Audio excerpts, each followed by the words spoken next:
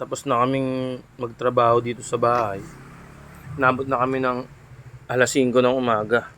Ayun mga kaibigan, no. Share ko lang, dalawa kami ng asawa ko. Ayun, no.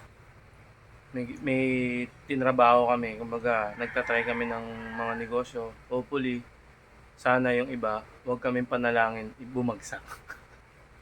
Kasi yung iba, ayaw na may umaangat. Ewan ko ba?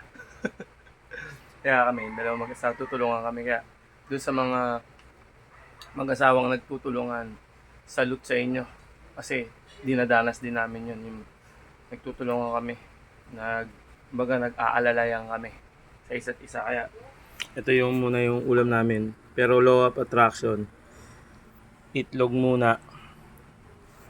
Darating ang panahon, magiging masarap na yung ulam namin. Pero ngayon, sa ngayon, ano muna kami. Kung ano lang yung meron, yun lang muna.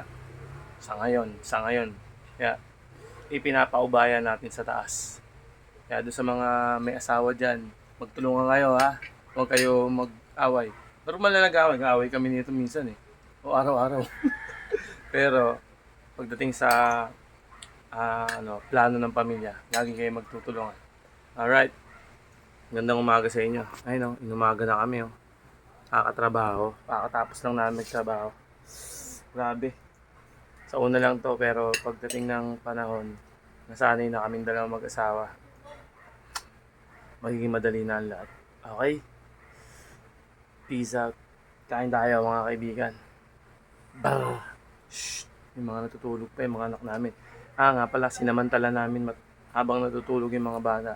Doon kami bumalat ng trabaho. Yun lang. Maraming salamat sa panonood nyo. Peace out.